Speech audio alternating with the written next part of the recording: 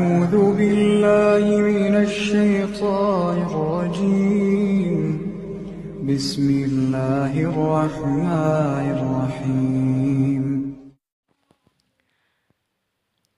بنی اسرائیل کا شمار اس قوم میں ہوتا ہے جس میں سب سے زائد انبیاء مبعوث ہوئے، تاہم مختلف حوالوں سے معلوم ہوتا ہے کہ اسی قوم کے افراد نے سب سے زیادہ اللہ کے احکامات کی نافرمانی کی، جس کی وجہ سے یہ مطعون ہوئی ہے۔ حضرت داؤد علیہ السلام کے دور ہی میں بنی اسرائیل نے احکامات خداوندی کی کھلم کھلا خلاف ورزی شروع کر دی تھی۔ احکام خداوندی میں ایک حکم یہ بھی تھا کہ وہ ہفتے کے روز شکار نہ کرے۔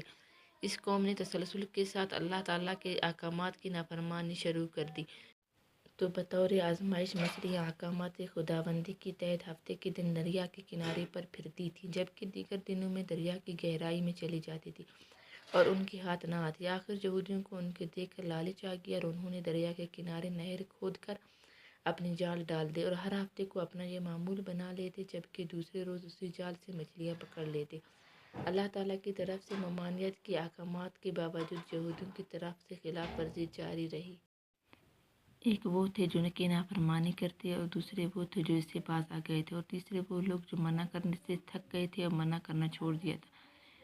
لیکن وہ بہتر تھے جو برابر منع کرتے تھے۔ وہ منع کرنے والوں نے شکار کرنے والوں سے ملنا بھی چھوڑ دیا تھا۔ نافرمانیوں کا سخت ہو کر کہنا تھا کہ ہم کو ڈراتے ہوئے ہم ہر طور سے طاقتور ہیں، کوئی ہمارا کچھ نہیں بگاڑ سکتا۔ ایک دن لوگوں نے دوسروں کی آواز سنی تو دیواروں کی طرف پر چڑھ کر دیکھا کہ ہر گھر میں بندر ہی بندر نظر آتے۔ ان کی کیفیت یہ تھی کہ وہ اپنے قرابت داروں کے پاؤں پر سر رکھتے اور رونے لگتے، بلکہ ان کے چہرے اور بدن کو مسخ کیا گیا۔ ان لوگوں کی شکلیں مسخ ہونے کے بعد بندروں جیسی ہو گئی تھی۔